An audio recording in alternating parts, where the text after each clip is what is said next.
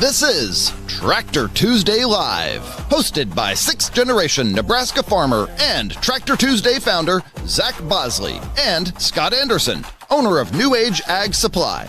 Join them each week as they sit down with farmers, innovators, dealers, and creators who are enhancing the culture within agriculture, right here on Tractor Tuesday Live. Hey, it's Tuesday. It's live. Tractor Tuesday Live. Zach Bosley here as usual. Scott Anderson, New Age Ag Supply, and we're fortunate today to have our good friend of the show, Jeremy Slechta, here all the way up in Omaha. Jeremy, how you doing today? Doing great. Thanks for having me. Yeah, no, it's been a long time coming. We've had a lot of back and forth over the years, and it's interesting how some of the backgrounds kind of align. I guess before we get too much in the heavy machinery side of things, if you want to let the world of Tractor Tuesday know really who you are, where you're from, and I guess why you're here today. Sure. Basically, I work for Nebraska Machinery. Ironically, today is my work anniversary of 15 years doing it. Work a little bit with the farmers, me primarily, probably more on the construction side. But we definitely do a lot with, guys building terraces, tearing out trees, things like that. So it's been a lot of fun. I primarily cover the Lincoln, Nebraska area, would be the biggest town in my area that I work with. So like I said, been doing it for 15 years, and it's been a real blessing. Yeah, definitely. I know a lot of folks here in Nebraska are probably going to send a bunch of questions. They want to know about you blocking passes, all the good football stuff that you're a part of. I early on growing up, you went to Pillion Vista, I assume, and did you have any interest in big machinery as a kid or in high school, or was it just something that happened over the years? Yeah, no. What my first real interest in the machinery side was my dad. Actually, he ran was the plant operator for an asphalt company out of Omaha, and so I really all your payloaders, front end loaders, got into those quite a bit because when I was younger, Dad had to in the asphalt world, you have a boiler, obviously that you have to heat up the asphalt, and if that goes down, nothing works. And so part of his responsibilities was even on the weekends he had to check those, and sometimes we go out there on a Sunday or whatever, nobody's around, so he would let me climb up in the cab and stockpile some rock or whatever, things like that. So that was when I kind of first got into it.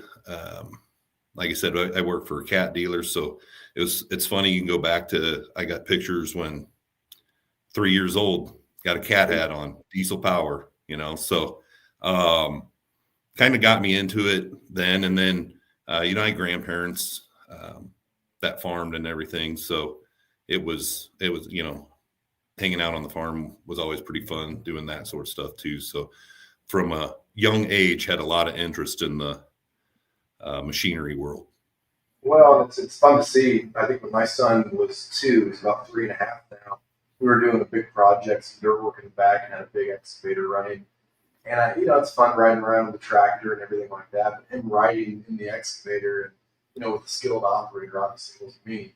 But clearing out trees, and you could just see something in his brain, and it's scary because then a few months later, we had a bunch of cows dropped off. We're harvesting, and one of the side by sides started the stalks on fire. And then, holy cow! Now all 3 things are all in one. And I hope it wasn't like a Dexter moment where he's going to be some sort of pyromaniac. But those little things just start to click and register at a young age. And then it's almost like every kid, they love toy tractors. They love farm machinery. They love trains. And it's interesting to see how people get into this industry. And, I'm not sure if Scott's as familiar with your background, but, when I said that one of the most talented dudes from Nebraska, I mean, that's, in my opinion, that's a fact. You should, Zach, you should check which microphone you have enabled. I don't think you got your good mic enabled. You're coming in a little little soft. It's all over again. But yeah, I usually check my settings. But That's yeah, all right. Starting to do the deal here, but we'll see. Check your settings. I got a question. You know, you've been in the sales business for 15 years, and you know, like I'm also in large machinery sales. I mean, every time somebody buys a tractor, it's like buying two houses in some cases, right? The machinery costs, it's insane what these prices are, especially on excavators and loader tractors and all this stuff. When you look at the future of machinery sales, do you see people doing that, or you think it's going to be all AI and all that stuff? Because we're really implementing a lot of AI. The cost of a salesperson is so expensive. You know, like we're really moving that route to automate the sales and make one person like 10 people. I think, you know, I can see it at some point maybe going to that with the AI and everything. I think in the area I work with the people that I have as what is my customer base, I really think the relationship side of it is still a big deal to them. I'll give you, for example, had a guy was down in Kansas, bought a used machine from me, used excavator. And I said, I didn't want to drive down there because it was like 4 hours one way. And I said, oh, you can just mail the check in. I trust you. You're fine. He's like, oh no. When I buy something, my salesman comes and hand picks up the check. And I said, all right, I'll get in the truck and get headed that way. But just things like that. I just think there's certain guys with the mentality that they have. They're gonna want that personal connection with the guy that they're buying from. You know, we always joke about having safety meetings, things like that, which is going to happy hour and having a couple beers with the guy, because at that point, like you said, you know, I just last week delivered a machine that was $1.5 million for one machine. So those guys definitely expect getting a couple hats out of the deal, getting a couple lunches. You know what I mean? It's like I don't know if you're gonna be able to do all that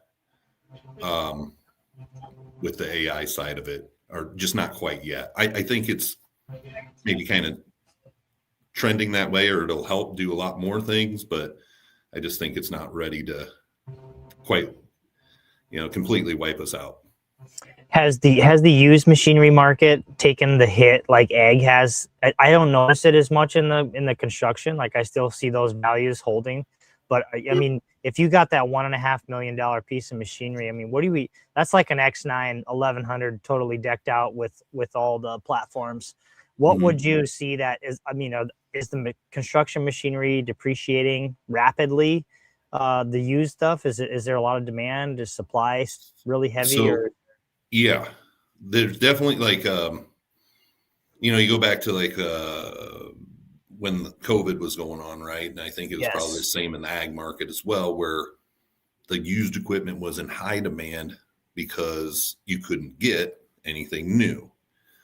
Now I feel like we've kind of moved out of that to where you can get a new machine in a reasonable time, to where the used market softened.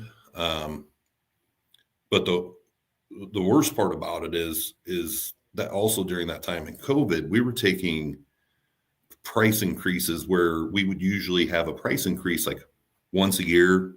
It might be 1.5%, where we were getting price increases that were 2, 3, 4% even on certain things that were happening not just once a year, but multiple times in the same calendar year. So, and needless to say that those prices never came back down. But when we were started able to get the new machinery, that used stuff, all of a sudden the value of it wasn't as high. So now that gap between the new and used became even bigger, you know. As you can understand, and I'm sure you know, when a guy wants to trade some in, it can be painful sometimes. Yeah.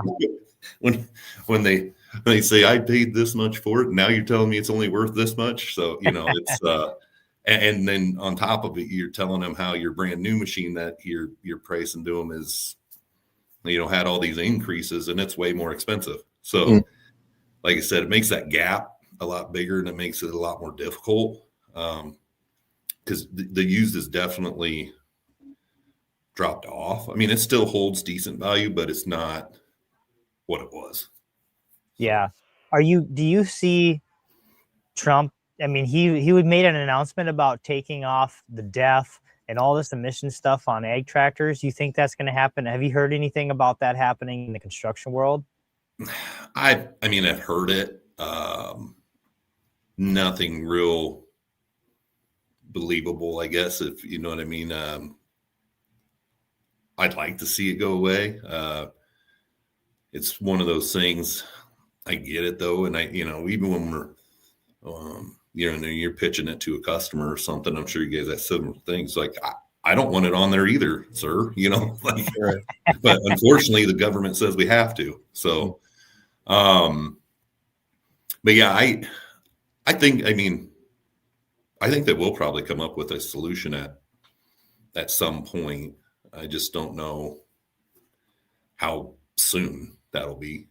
So I've heard a little bit, like I said, but nothing to get me really excited like it's coming down the pipe within a year or so. So yeah, Scott, and I missed some of that. So what has Trump announced recently regarding DEF and with this latest tier of engines and emissions? Yeah, he said that he's gonna basically loosen the EPA requirements for agricultural tractors and try and simplify the tractors so a farmer can actually fix his own machine when he buys one, because it's so complicated now with which is nice. It's good to have those sensors on there so if your machine's spitting crop out the back or if your planter rows aren't planting. It's good to have all that data on there. But at the same time, if something goes out, the harnesses that you got to try and track through and all the technical stuff is really challenging. Yeah, well, I always tell them, step one, plug in your computer to diagnose the problem. I'm like, that's getting a bit out there when step one is to plug in the computer. Yeah, well, somebody's got to reset the router and then polish the robot. But it's just I don't know what would really happen. I mean, I'd love to get rid of DEF at a legal level, and it could be said that possibly machines I run have been deleted. I don't know if we can verify that here on the show, but it's just with everything going on with the used inventory, what I'm afraid of, if they can drop 2027 model years without DEF, I mean, how far would the 26 and older model years plummet? I mean, right. I just feel like you'd have this dead category from, at least on the red paint, from like 11 to 26. John Deere is a little bit different with their exhaust systems that they had.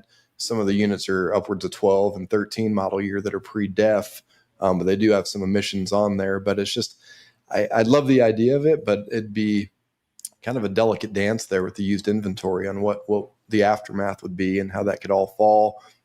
Certainly would be allowed to delete it and try to make up for that change or shortfalls. But yeah, Scott, what do you think about that? Yeah, I think that's what you'd see. I think you'd see like a large army of DEF delete people drumming up business. You can, because still to buy even though they're going to pull that stuff off, they're not going to pass that savings on to the farmer or to the contractor who's buying machinery. They're gonna just put that in their pocket. And then the new machinery is still going to be expensive. So a lot of it's going to be based on affordability for the used machinery. I mean, somebody who's not buying new machinery today isn't going to buy one new tomorrow because it doesn't have DEF.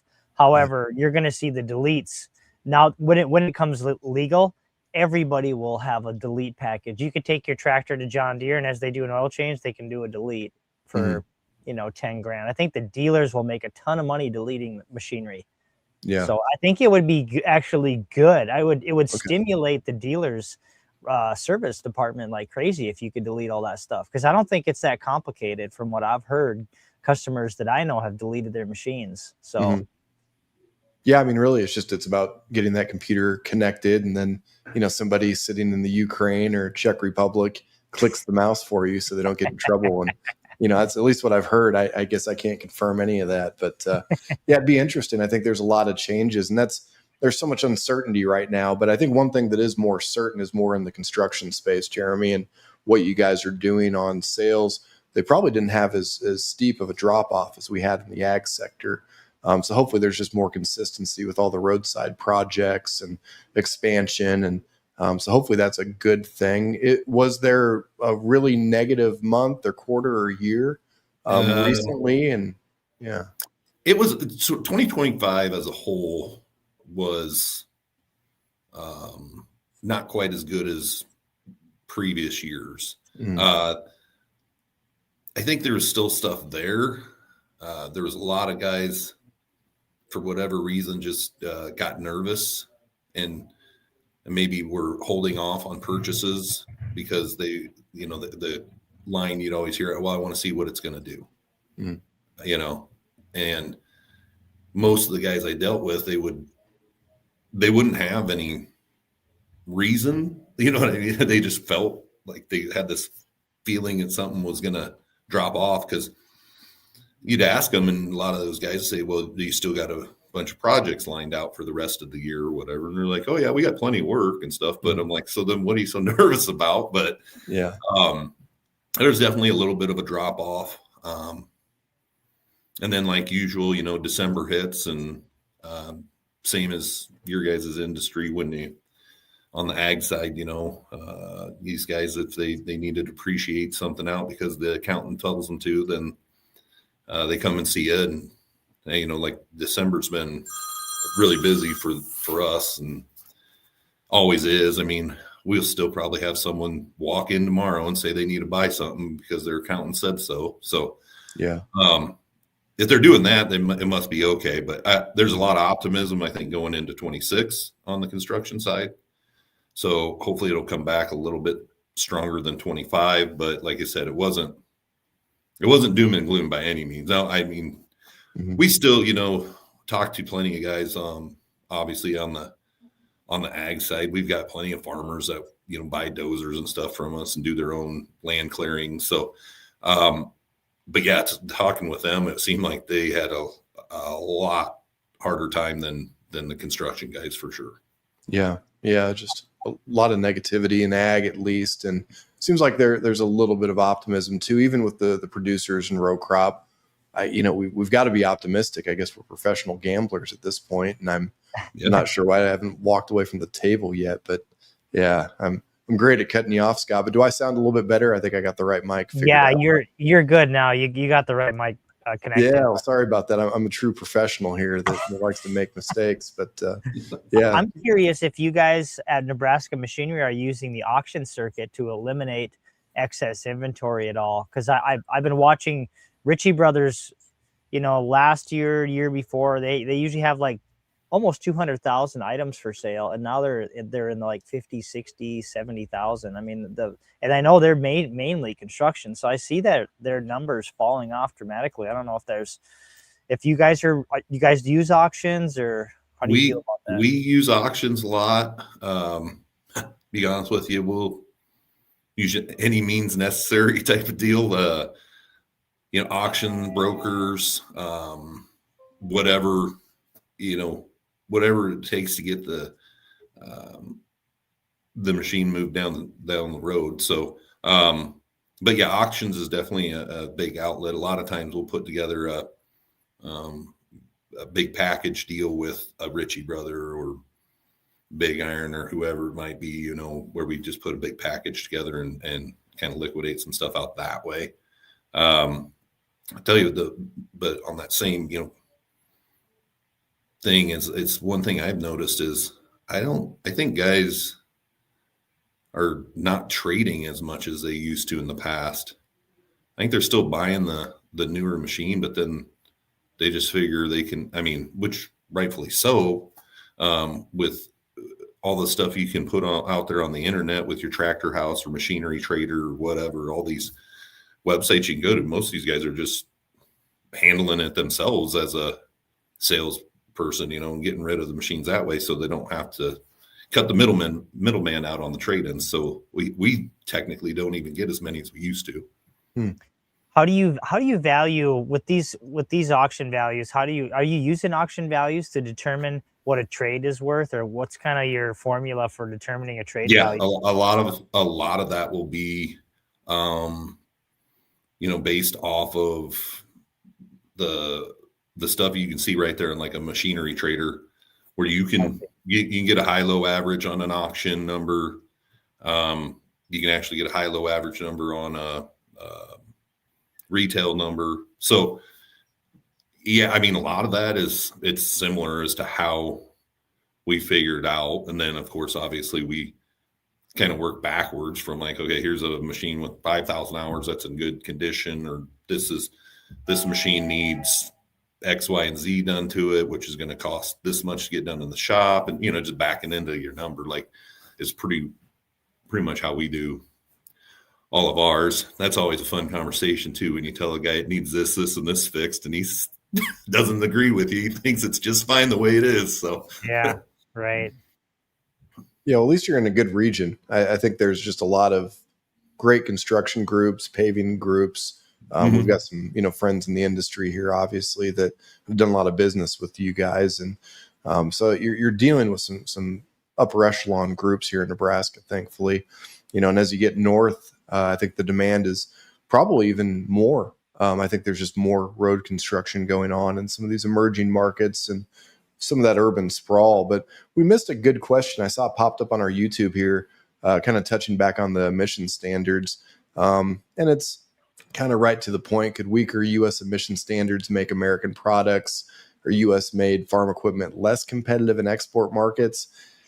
I don't really know. I do know that John Deere still makes pre-def combines for other countries.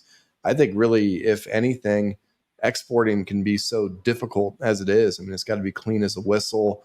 I think the countries would be identified who the buyers were.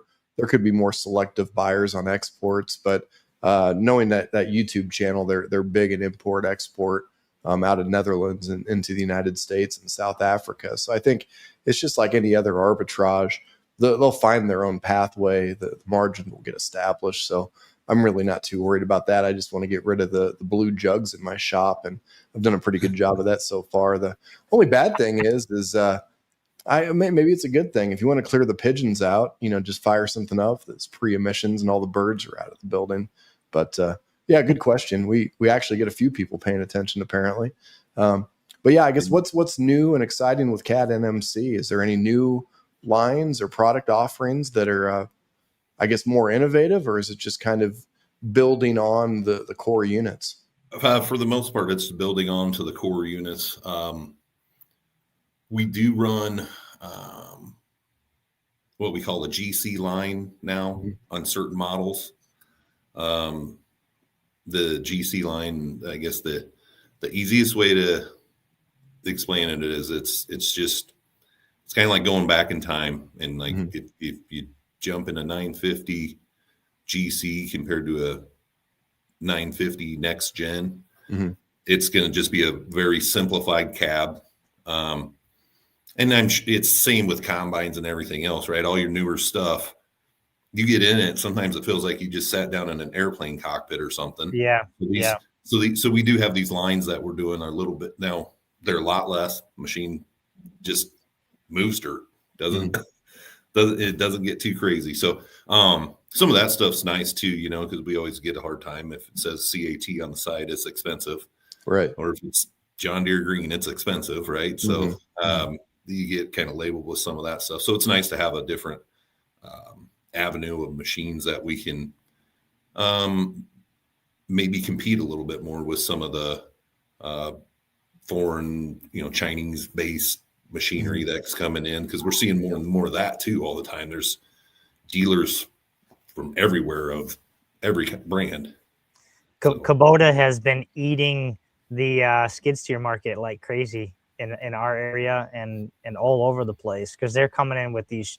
I mean, they're decent machines but they're so much cheaper than what you would see from Deere or CAT or whatever. What else are you seeing internationally like that? Are you guys threatened by Kubota? Kubota's one, and then you got like for example, we have on the east side of Nebraska, We have Sani has Yeah. been coming around, and it's not a household name by any means, but I mean, let's say I'm selling the machine that's 300,000 brand new. They might be at 175. Mm-hmm. So even though they're it's a Chinese manufacturer, and it's, if you dove into it and took a hard look at it, right, and you looked at all the pumps on it and the alternators, starters, whatever it is,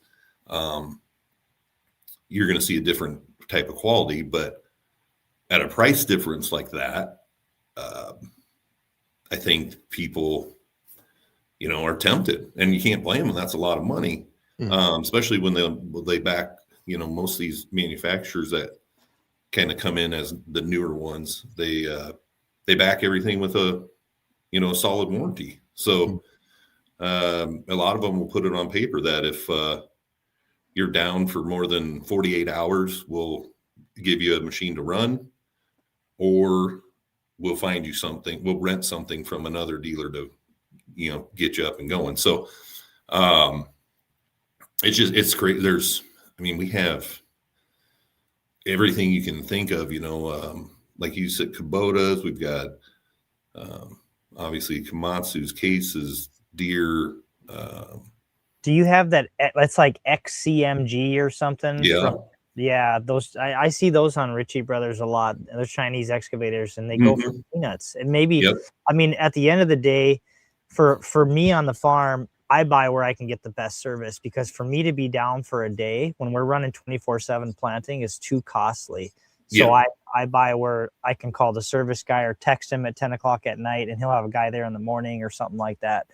So do they have service support, some of these international? So, I don't know that they do. I guess the answer, I think they do to a certain aspect. Again, so give you an example. One of these dealerships that just kind of started, would be on the eastern half of Nebraska. Let's say the guy gets a job out in North Platte. It's gonna be a little bit more difficult to get service, because you take like a dealership like us, there's pretty much every stop down I-80 across Nebraska is going to have a dealership, plus one up north in Norfolk as well, to try and help cover some of that stuff up there. So that from that side, I think they maybe struggle a little bit on the service side. I've heard some parts availability on some of the other guys. They struggle with that a little bit. That's one thing about with Caterpillar that we're very fortunate. You mentioned the emissions thing. Like, one of the most popular machines we have is like a 140H grader. These are all I think 2007 or so is the last year they made them, but they're pre-emissions. Caterpillar's worldwide, so the value on those stays super high, because we can send them to Mexico or whatever, all these other countries where the guy can actually, like you said, can still work on it himself and still get the parts, because Cat's worldwide. So there's a lot of that happens as well. I kind of went off on a different avenue there with that one, but no, it's great. And I guess another question is just more so about consolidation in the industry. Are you seeing any sort of trend with smaller companies getting bought out or absorbed by these larger, not only just on the sales side, but even on the contracting or construction company side? Are you starting to see more mergers? Yeah, you definitely see a lot more of that. It's not a ton, but yeah, there's a fair amount of guys that are smaller, getting bought up, or I've seen some of them too now that like a lot of I'm going to say the younger kids or generation that's out there doing it, sometimes they end up like partnering and starting another company with one of the bigger companies, almost like a different division of, might have one company that does paving, and then they start another division of this is our pipe crew or whatever, where they're more or less merging with someone that's smaller to so they can go in and bid a job and have self-serve most of that job from start to finish. Yeah. So we definitely see a lot more of that today than we did in the past. Yeah, we actually have a lot of experience with Caterpillar. My dad started a company called Horsch Anderson. It's the red planters and the jokers and the tillage tools and stuff. And Butler Machinery was our first big dealer up in North and South Dakota. And I think Nebraska Machinery was selling some units also for a while. I don't know if they still carry the Horsch line at Butler, but Cat has been super supportive of the short lines, like the Horsch. It's now rebranded to Horsch, not Horsch Anderson, but yeah, they've sold thousands of tillage tools and planters and air seeders and all sort of stuff over the years. So are you guys expanding on short lines, or like what's that look like for you guys? Well, we no, not really. We just try and keep doing what we have been doing better. We've pretty much phased out of the ag side of it because for a long time, or Kloss, right? The Kloss thing kind of fell apart. Well, and it was we had the AGCO Challenger stuff. Yes. Then the last thing we had, and this back when I first started, first few years I was here, we had the rogators and interrogators, but that was like the last of anything ag specific that we had. So we kind of phased out of that and then we actually ended up taking more of the actual fork trucks or forklift side. Sure. And then so Butler that you speak of, they're actually in Nebraska for the ag side of that stuff with like the Challengers and things like that. So they technically overlap with us, but on the ag side. So. No kidding. I was curious how that works. I had heard that Butler was moving into Nebraska because Nebraska Machinery was going to focus on construction. So yeah, interesting. Yeah, it was a sad deal. One of my friends, he was the last guy selling the rogators and interrogators, and he I think he was in the top 5 for sales on those things every year in like North America.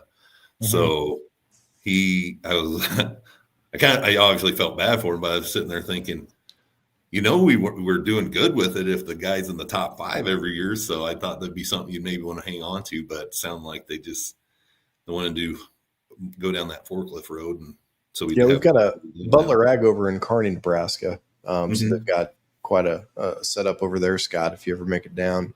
But yeah, another question came in about automation. Are you starting to see that in the construction side, or is it, in ag, I think a lot of the tasks really are more repetitive. It's easy to program a sequence or a turnaround, or, obviously with the settings in a combine, I wouldn't know if a big material handler or anything that you're doing would really benefit. We see a lot more of it. Technically in Nebraska, I've never sold one. I've been asked about it. Okay. I am fortunate that I cover a couple of our underground mining facilities. So sometimes, that depends on, sometimes they want trucks that are out because they're going in small spots and, a lot of crisscrossing going on and, little people in giant trucks in a small tight area. So we've looked at automation in that.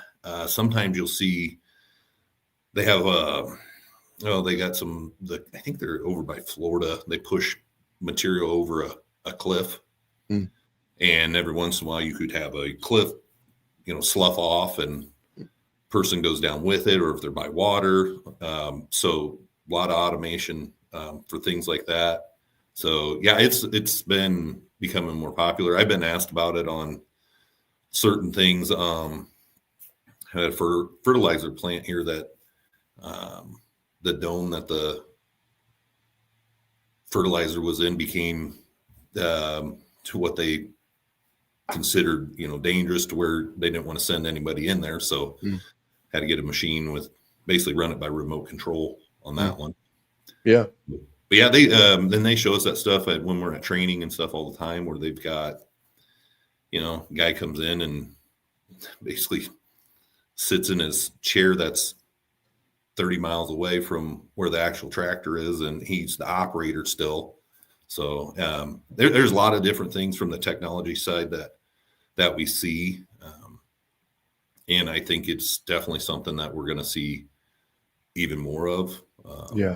Especially with the fact that it's so hard to get anybody that want to jump in the seat anymore and run a machine, Yeah. We have that same issue. If they don't have GPS, most of them can't do it anyway. They got to have automatics on it. So yeah, it's one of those things. It's definitely coming, and it'll probably be here. That's one of those things I think it'll be here before you know it. I would think the grading side of construction would be heavily automated at this point, where they're just doing long runs with the grader or the dozer trying to build roads and stuff, I would think. Yeah, there's a ton of that. That's actually that stuff's been for a long time, and you're right. Now it's probably more common to have it than to not have it. If it's everyone's got them, and pretty much all of our tractors that we sell with our dozers and stuff, they come what we call ready. So, it's more of a plug and play system. Is it Trimble? Yeah, Trimble. We can use Topcon, Leica, all of them. But Trimble is the one that typically is affiliated with the Cat machines. But yeah, we do have some customers that prefer other ones they've got to the point too, that used to be an issue where it was a little bit harder to get them all to talk. And now you can, if you have a Topcon set up, you can still do that, where in the past it would have been a lot of work to get it to work together with that. But yeah, the grading is pretty well one of them things. It's almost all GPS. It's faster. You save a lot more money. I give perfect example. You said, take the long runs, right? Say the grade tolerance is 0.2 or whatever, and we say 1/10 is like a golf ball. They give you 2. You stay to the top of that cut. That's all that much less dirt that you have to haul off. That's less more material to backfill with. So can end up turning a job that's not so profitable to very profitable. Interesting. Huh. Yeah, I didn't quite know how that all really worked, and you even see it with pattern tile systems and anything anymore has a receiver on it, and it's pretty slick.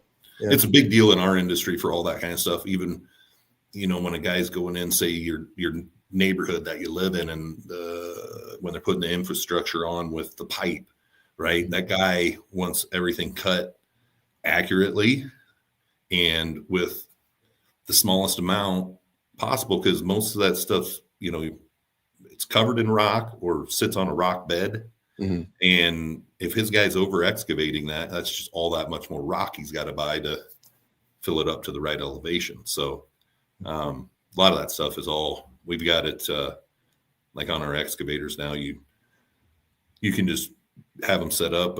They come standard with a 2D system where you just pull in on the stick and the boom in the bucket automatically move to whatever you desired grade you have it set at. So, and that's standard. Wow.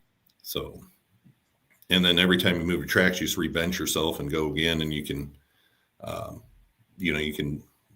works good in the pipe industry. If a guy needs a certain slope or whatever, he can use all that. So, it's kind of part of the new normal, I guess, when it comes to technology and heavy machinery. A lot of less guesswork and more precision, across the board. A few other random questions, but nothing we really need to touch on yet. Must have a fanboy here with a 140H, I guess, in their operation. So they're excited to tell us about that. But thanks for the comment. I guess, 25 was a little bit of a down year. Is that just comparing on a 5-year average, or was 24 just that much better? And for me, 25, it would have been I haven't went back and looked at the numbers, the numbers exactly, but I could almost bet without looking that it's if I took a 5-year average, it would still be not quite as good this year as it has been in the past.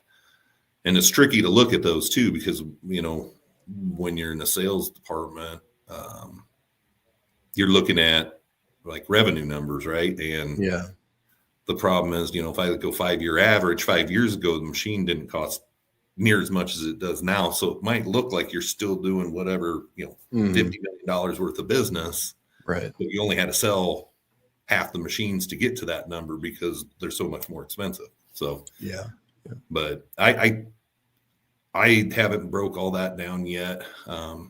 Like I said, we'll try and get through tomorrow. And then usually in the beginning of January, we can take a breath and get things figured out, or hopefully anyway. So are they going to make you work a full day tomorrow, or do you get off early for the bowl game? It depends. We'll probably stay right up till maybe where he can make it home to watch the game or go somewhere to watch the game. Because it all depends. Like we're, you know, I'm 100%. My sales are what I do, and that's how I make my money. So I could not show up at all tomorrow if I felt like it, but just in case someone walks in the door with their checkbook ready to spend money, I'll probably be here at least for a while and see if it does happen. I've had that happen before, where guys, like customer of mine, will call me and right away in the morning on New Year's Eve and tell me he's got to spend money. And so one year we did it. So the guy, his name was Dan. I said, Dan, well, what do you want? He's like, well, I don't know yet, but I might want a backhoe or a compactor. Okay. So I kind of located these machines that he thought he'd want. And we literally took the whole day and we'd drive from like our Omaha yard to our Council Bluffs yard to our Lincoln yard. And we're like, like, how about this one? How about this one? How about this one? You know, and they're different machines the whole time. So it's not even like you're looking for the same one machine, but we got it figured out. He ended up getting a compactor and got his money spent for him. So I think it worked out for everyone. So now with your role with CAT and MC, do you have to manage other sales persons on the team, or are you just kind of a one-man band? Just a one-man band. Our sales structure, I mean, we're literally, they support us obviously, and I have a manager, and we have people in place to help with everything throughout the sales process. But for example, we don't, like, if I'm going out of town for a few days on vacation, I don't really have someone to backfill for me while I'm gone, I guess, if that makes sense. It's usually ask one of the other sales guys, you know, if he can cover for me, or leave a voicemail on my phone that says, if it's an emergency, contact this guy, he'll try and help you. So it's no one we really manage other than the group of sales guys. I guess they probably try and help each other out, but that's no one directly reports to me or anything like that. No. And with all your experience, I mean, obviously you've been in sales for a long time since you got done with ball, but you know, if you had any advice for younger folks trying to get into the heavy equipment sales or machinery sales in general, what advice would you give anybody new to the industry or trying to break in? Go ahead. I don't know. The thing I would say is, if you're trying to break into it, I would say just you're gonna have to be patient, but you're also gonna have to really focus and make it a conscious effort to, every time there is an opportunity for a heavy equipment spot, that you're going after it. Because the one thing I will say is, it's hard to get into this role. You can make a pretty good living, You have the freedom to come and go as you please. And like on the heavy equipment, I mean, it's kind of fun selling big tractors. I think, if you're a red-blooded American male, you kind of like that stuff. Right. So, Exactly. I just, I would tell someone they need to be persistent. Mhm. I personally lucked into this one. I applied for a job to sell forklifts. Mm. It was based on me thinking I would be able to get my foot in the door that way. Mhm. Just so happened that the guy at the time in over heavy equipment thought, he wanted to talk to me. He always liked to hire tall sales guys, and he had a thing about guys that used to play football. So I lucked out and tried to get a forklift job and ended up in heavy equipment. So I just say you just got to be persistent, because it's one of the, I mean, I've been here 15 years and I'm one of the guys that's on the bottom of the totem pole for years. We had one guy, he retired in his 80s. He did for 58 years. So, wow. Jeez. it can tell you, I mean, it kind of says something about the desire to have this job, is because obviously you're not going to do it that long if you're miserable. So, they always make fun of us. They come in, make phone calls in the morning, take a guy out to lunch, come back for a couple hours, and then leave again. Yeah. Yeah. Sums it up in a nutshell. Well, and I always make fun of other farmers that, my grandpa said never trust one that's too good at golf. But I think in your industry, you might have to be good at golf. I went out with Jeremy once, and you were a heck of a golfer, man. It was impressive. Back to you being one of the most talented guys I've met. But here's a good question came in, and it kind of ties back into what I just mentioned about the athletes. Have you noticed that former athletes basically, I don't know, just good salespeople? Is it something to do with their mindset, or I guess what can you say to that point? Well, a lot of the guys I work with, all of them, I played there's like a couple guys out at our Donovan location there, they went to UNK and played football. One of the other guys I work with here, he went to Kearney as well, and he played baseball. The thought process, and this has been for every industry, whether, when I was going to Nebraska, I always saw a lot of guys get into medical sales. And they always said the reason most of those recruiters or, the people that were hiring would go after the athletes is, one, you're competitive. You don't want to lose. You show up because, you just got done playing, 4 years of a sport somewhere where they have scheduled practices, scheduled meetings, and you're expected to be on time and do, know your stuff and do all. I think college athletes definitely are desired. I think here in the state of Nebraska, you're even more fortunate. Like a guy like me to walk, there's so many offices when I first started it, so much easier because my name was fresh enough that some people would remember it to where if I asked if I could meet with them, they'd normally tell anybody else, no, I'm not available. But for me, they would be like, oh yeah, the old football guy, I'll talk to him, So there's a lot of qualities and stuff that go with it that I think, yes, 100%, when it comes to sales. How does the prospecting work from when you started to now? Because now there's so much on social media and stuff like that. Like we're doing a lot of ads on social media to get leads and stuff like that. Obviously you have a territory that you cover for new machinery. I think used machinery, you probably can sell that anywhere, but how does prospecting work? How do you get new customers? That sort of stuff. So for the most part with me, it's more of just referral.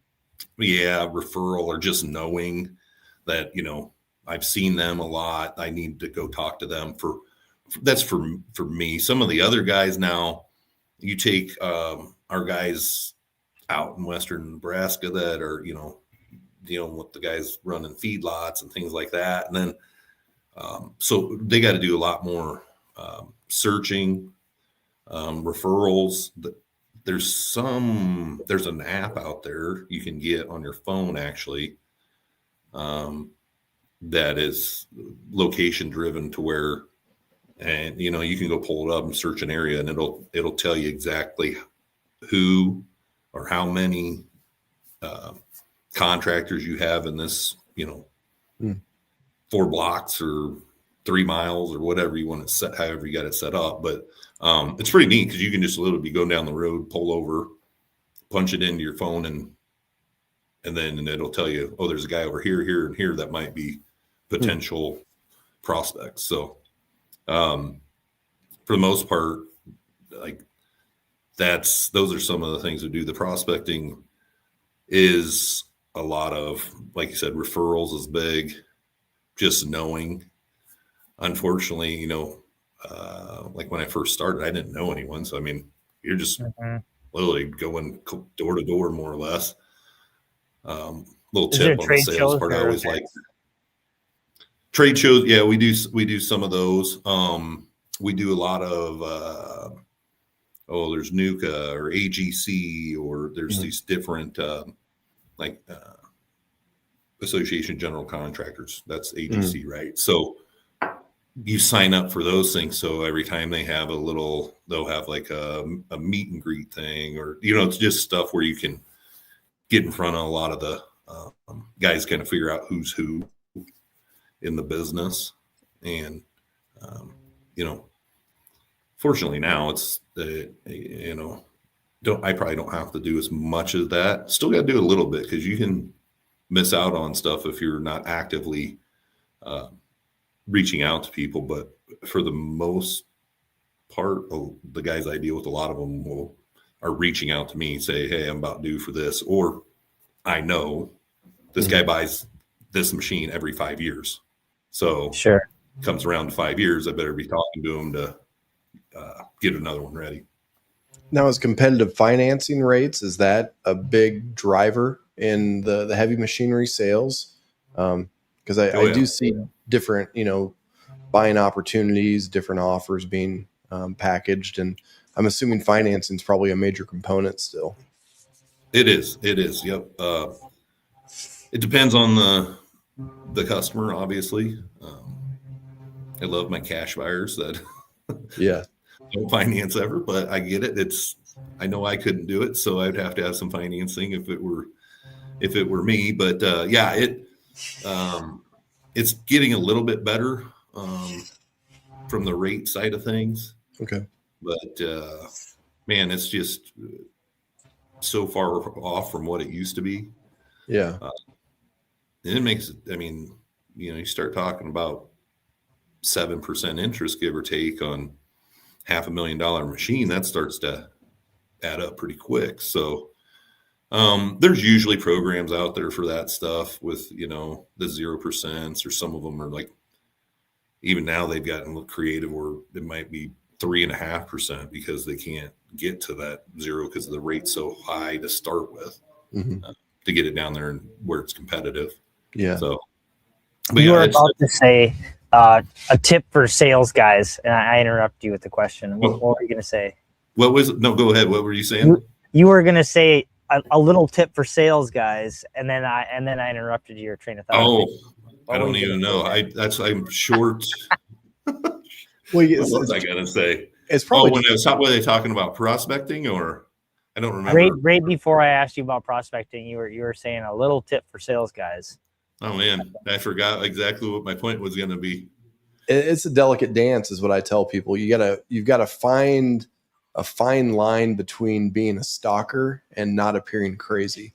When you're trying to generate these leads, because it's just, and I love the sales side. I love that awkward moment, and it's just a cold call is kind of refreshing. And I've got a few people I need to message back here that they're going to hear some truths they're not going to appreciate, but I think that's a part of the game. And I think for a lot of these younger sales folks, like you said, the only thing I think that I could take out of my experience in college was, if you got a degree, you at least had to show up on time most of the time. And I think that's half the battle, especially with this newer generation. And God, how old are we, man? This is just crazy. It's like we're, talking about the young guys now, and and then you look at all the gray hairs we're all getting older. It's a different world. And I mean, I can't even find a guy that can shift a 10 speed anymore. Back to it, you got to get these automatics in, and everything's starting to evolve because of what's happened with the curve and technology. But yeah, Jeremy, we're probably right at an hour here. Do you have any final thoughts or anything you'd like to help promote within CAT NMC? No, not really. I mean, if someone out there is listening in Nebraska, I'd just say, if you are looking for a machine or something, we've got, like I said, we're all up and down I-80, from Omaha, even Council Bluffs, but Omaha, Lincoln, Doniphan store, and North Platte, and then one all the way out in Gering. So, and then one in Norfolk as well. But I just encourage you, if someone's listening, if they want to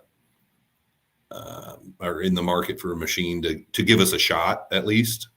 I just feel sometimes I feel like people see the word CAT on the side of the machine and automatically think, well, that's too expensive for me, I can't have one of those, or it's like, you never know. You just get a quote or look into it and see what we can teach you.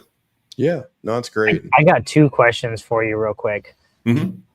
How often do people pay list price? And then, if they're not paying list price, what's the price they're generally paying? Are you usually giving like a couple % off a list generally? If it's yeah, I mean, we work it backwards. I obviously can't tell you, but we obviously get a discount from Caterpillar as the dealer, and then we'll put a little bit on there from that. It's really not very much, I can tell you. I mean, because everyone thinks like we're out here getting rich, all this stuff. And I say, well, the philosophy to my job and for all the sales guys in these heavy equipment industry is flood the market with as many of your brand machines as you can, because people love to hear this. We're going to get it back from you on parts and service. Sure. That's the, you go talk to, Kenworth Freightliner dealer, anyone like that, same thing, right? They want those customers, you're getting those machines or trucks at such a low sales price, I guess, or the profit margin, margin so low. But they do that knowing, and hoping your experience is good, that you come back to them for when you need parts or you need service. So sure. That's a lot of it. The last question I had, since you've been in this business for 15 years, you must have like a huge Rolodex of guys that you've done business with. Are you using like a CRM, or what's kind of your strategy to organize your contacts so that you're like, I mean, that's a lot of contacts to remember. Like, what's your strategy for that? My strategy is plug them into the phone and make sure I label it Bill from so-and-so place. So I can't hardly, you'll notice that is funny when I plug them into my phone. A lot of people, you notice that a lot of them don't have a last name, and they just have at whatever construction place they work at or whatever. But no, we have a CRM, that we use, and then that CRM will actually like take the guys in my area, and it'll give us what we call PARs. So they might say, this guy, he buys something every once in a great while. You need to see him 2 times a year. Where it might be this guy, he's more active on the buying. We better see him at least once a quarter, or, somewhere even more than that, like once a month. It'll kind of give you the AI suggestion as to how many times you should be reaching out to that person based on their purchasing frequency. So, we have that. It helps organize, and you can put notes in there. So you type in your notes, I stopped in, he doesn't need anything right now. Then you can just click the date to they say, hey, I'm going to check back with him in another month or so or whatever, and do that. Or you can I stopped in and he said, yeah, can you find, or you might stop by and someone wants parts of some, make sure you get that to the parts guy. And then you can put all that into that CRM and make sure you set yourself reminders. Basically, it would just be like if you went into your Outlook all the time and added appointments like crazy. So, yeah. Is it mostly text then? Like you'll like check in with somebody like text, like, hey, just checking in if you need anything, you want to get together for lunch. Mostly phone calls with these guys. It's both. It really depends on, I would say, some of the younger guys. I call them, no answer, but if I text them, they're right back to me. Yeah. You know what I mean? And then there's other guys that you might text them and they know they're not going to respond to a text. They're only going to respond to a phone call. It's kind of all over on that. It just depends on the person. But then it shocks you sometimes. You get the guy that's, been in the business forever. He's 75 years old, getting ready to retire, but he'll text you all the time.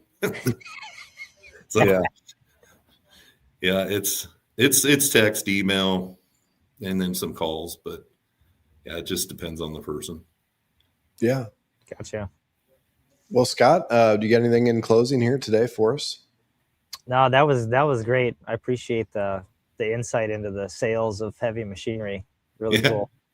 Yeah, no, it's awesome. And I guess I got a question here. It just popped up. Does Caterpillar make, and he's probably talking about like scale toy, type units.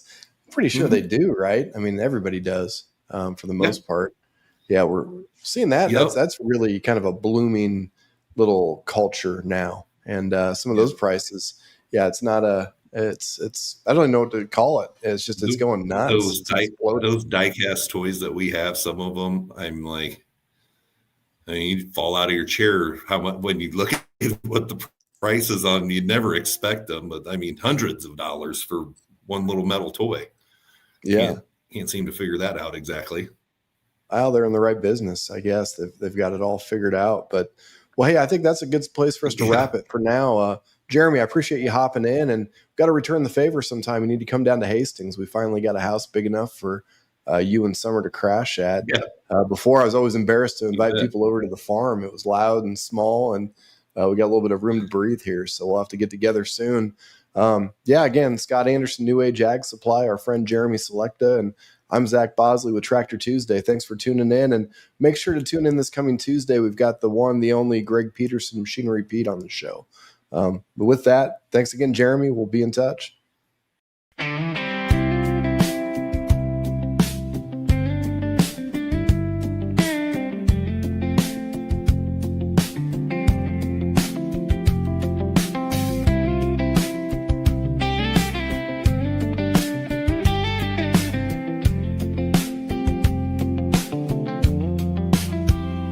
Till the soil